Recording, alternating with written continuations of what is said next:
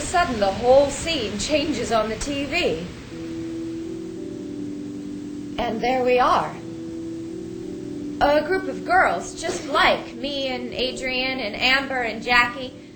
A group of girls with hair and jeans and jackets. They are not waving, they are drowning. And this group of girls on the TV starts waving.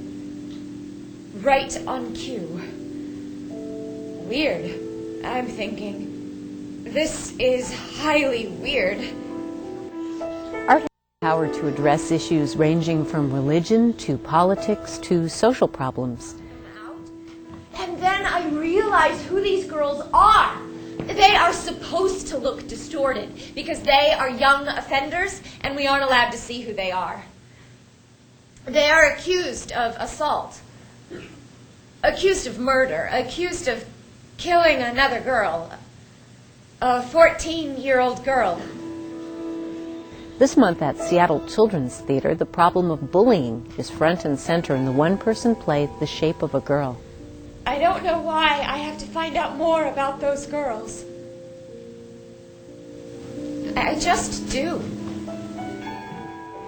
As I understand it, The Shape of a Girl is based loosely on a real-life incident? Well, it's actually inspired by a real-life incident that they talk about in the play, but it's not a recreation of those incidents, but the play was inspired by those incidents. And it was about a girl who died at the hands of girl bullies? Is that it? Yes, and actually the real story was an incident that just sort of spun out of control. So many different factors entered into her particular situation. But yes, that's right. That is her eventual outcome. What is this play about? This play is about a girl named Brady who is a bystander to her friend Adrian bullying her friend Sophie, and it takes place over a number of different years, and again it starts out sort of innocently and then spins out of control, and Brady is left with a tough decision of what should she do, who can she tell. So she is in the bystander role and has to make a really tough decision. This is a solo show. Brady is the only character. Mm-hmm. How do we meet these other characters? How does she tell us about them? Yes, it is a one-woman monologue, but she at certain points becomes other characters. She'll use other voices, but it's from Brady's point of view primarily. And so it's her exploration of what it means to be a bully and a bystander, mm-hmm. and to be bullied as well? Yes. She will introduce Sophie, but again, her primary role is being a bystander and being an observer to these events. And then one day, one normal, unspecial day, Adrian comes to school and announces that it's penalty day. We don't know what penalty day is. Adrian explains that on penalty day, one girl is chosen, and everyone is mean to that one girl for the whole day. Why? Adrian doesn't know. It's just a part of school. One of the things that I wonder when I hear about this play is that tightrope that you walk when you're approaching an issue, a social issue like bullying or any issue, through of art. Mm-hmm. And where does it weigh down? How do you weigh down? You're an education director, but mm-hmm. how do you balance artfulness and education? Well, this show has given us a great opportunity. We've been able to really partner with our production and main stage side of the theater, and we've created programs that we hope will help students not only be prepared to see the show, but also reflect on the show afterwards. After every show, we do something called the rest of the program, which is we begin to process with the audience, and we actually use interactive exercises to start processing with the audience. That's different from what happens normally at Seattle Children's Theater when the actors come out? Yes, 75-minute one-woman show. The actress is done. She leaves, I bet. And we bring a facilitator out. There's 4 of us who are rotating, doing the facilitation of the rest of the program. And the following statements are about your own observations out in your own communities, like this one. Boys are mean to boys in a different way than girls are mean to girls. Stand if you agree. Stay seated if you disagree. Thank you. You may be seated. We start with what's called value clarification. So we will pose a statement to the audience. They have to decide if they agree or disagree, and they stand up if they agree, they stay seated if they disagree.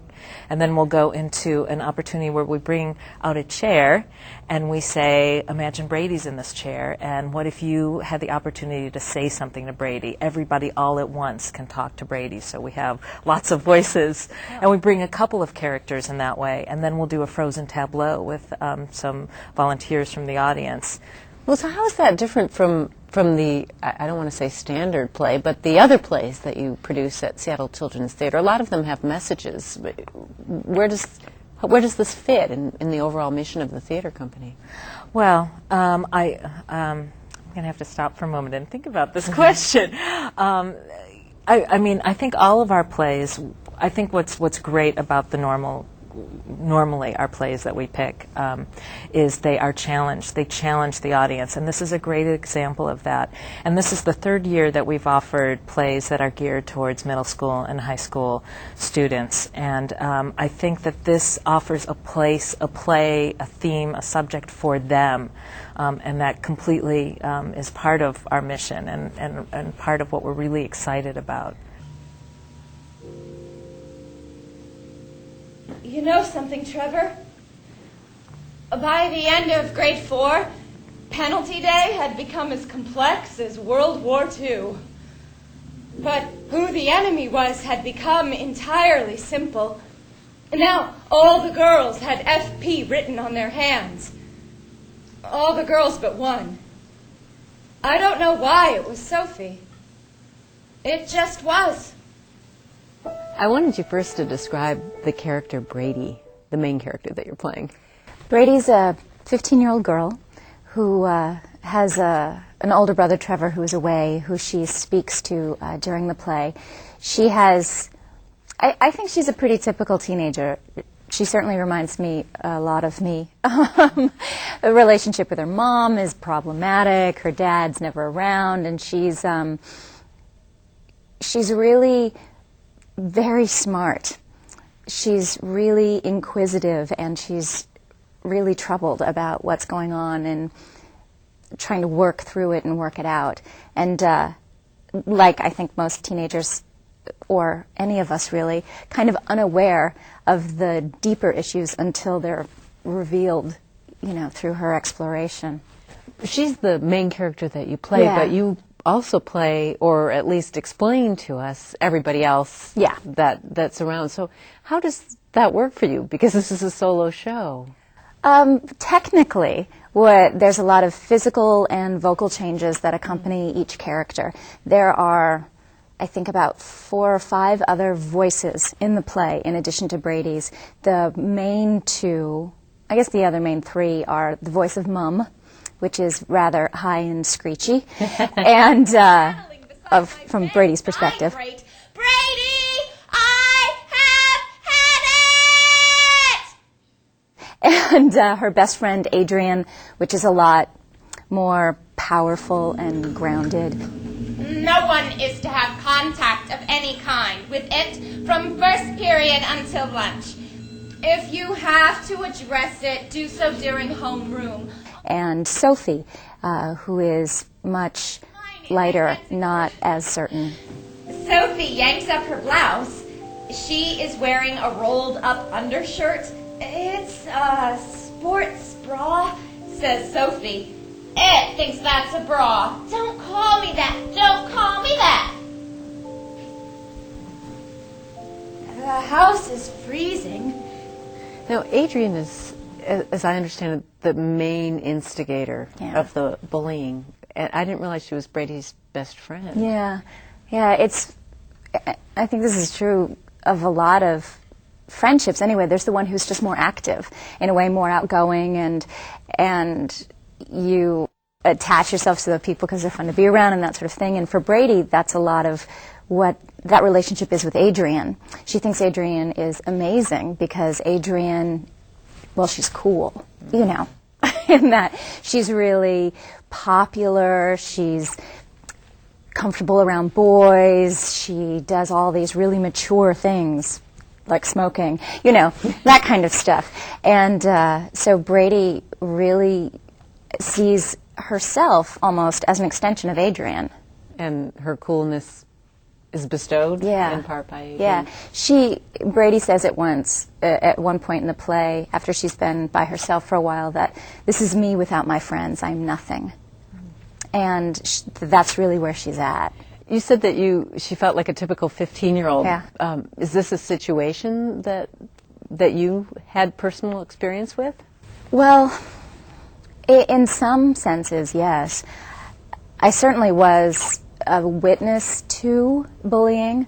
Working on this play was very powerful, personally. Memorizing the lines, you know, for a one-person play takes some time, and I started before rehearsals began. There was about a week, I was sort of in the middle of the play where I couldn't remember anything else. No other words were going in. I was stuck. And what then started to happen was, for me, was all these memories of being in junior high and high school and everything I had been a part of that I never would have considered bullying at the time. But because of the experience of this play, now looking at that, realizing, oh, that's what that was. And sort of going through that, and then I could memorize more words. Is that a common experience for you as an actress, that an issue or something that's central to the play must reverberate within yourself, or is this particular? This is particularly strong, this one. I think there's always something in every part that I try to find that reverberates with myself, because then that's that place of truth where I can connect into the character and explore through there. But this one certainly was one of the most powerful. In terms of doing a solo show, I just imagine that it's kind of hard because it's just you on the play. But how do you prepare, besides learning all the lines? I mean, how do you go into all these different characters that you're going to portray, or even just kind of physically get set for 75 minutes? I come in early and do a big vocal warm-up. That's the biggest thing for this show. It's not incredibly physical, because it's just me. And there's, you know, we're not flying in this show. But it takes a heavy toll vocally. And so I do a big warm-up, warming up my breath and my vocal cords and all of that so that I'm prepared for it. Yeah. Have you done solo shows before? I have, actually. I did, back in 1997, when I was living in Chicago, I did a one-woman show there.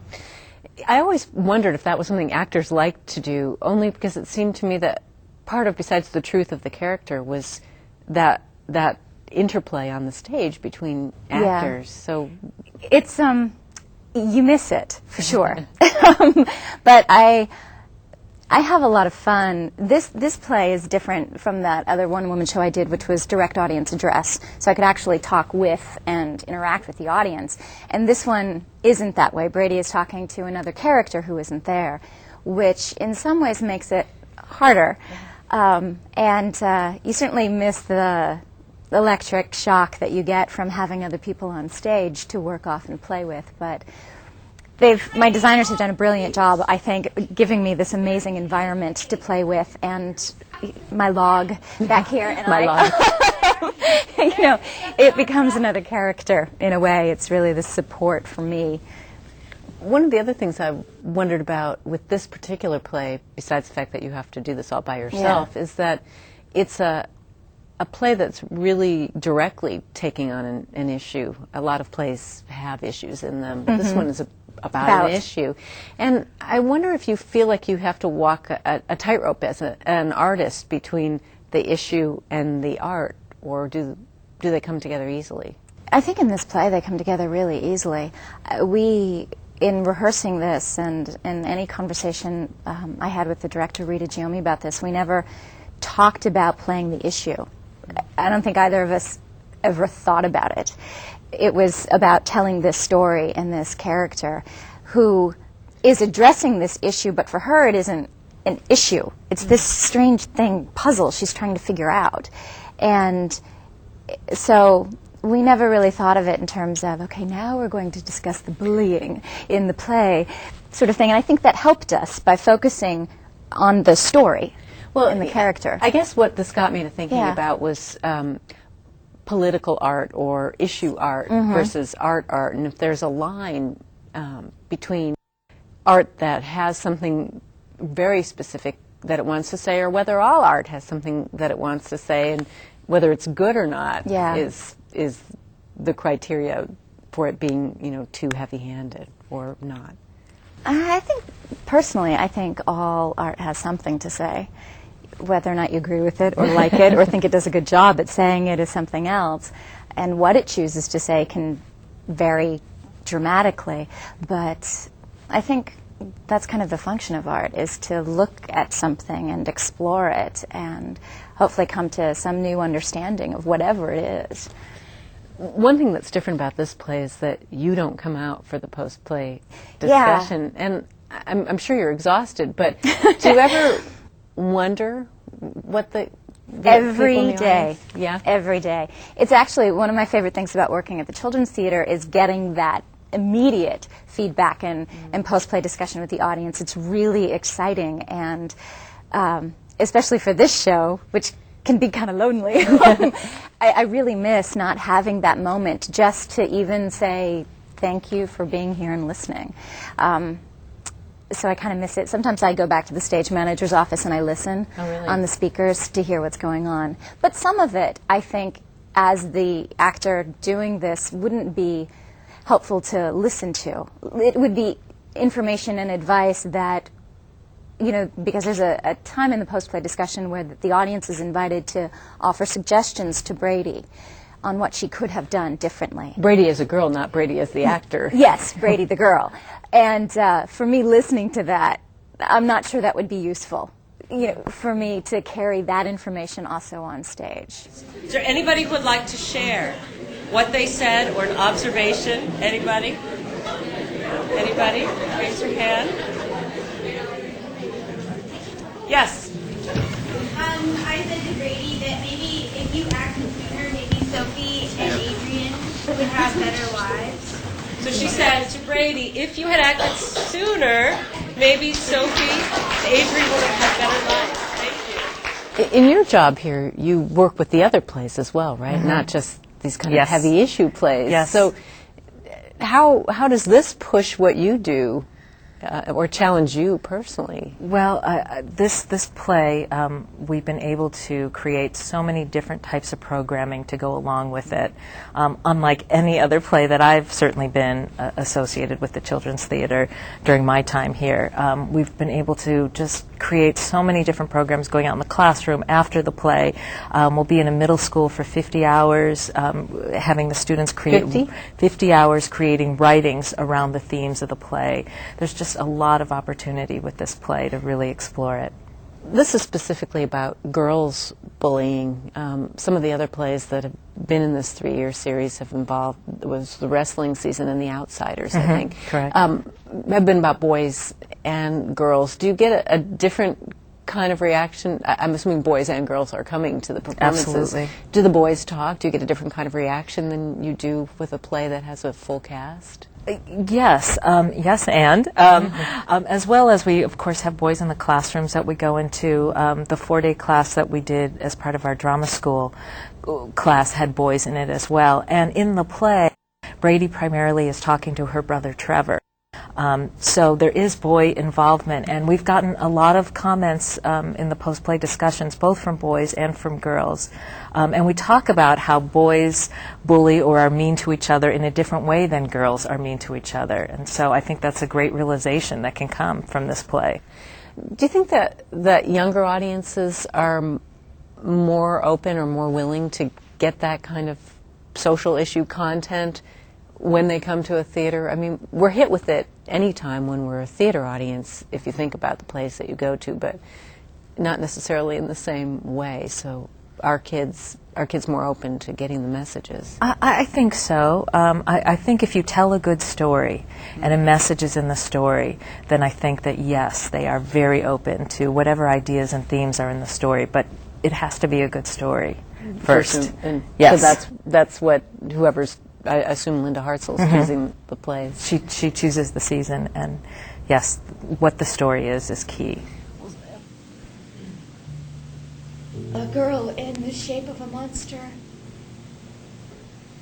A monster in the shape of a girl. It all starts again. Just 3 weeks ago, in the girls' bathroom, I walk in, I'm not doing anything. I'm minding my own business, I just have to pee.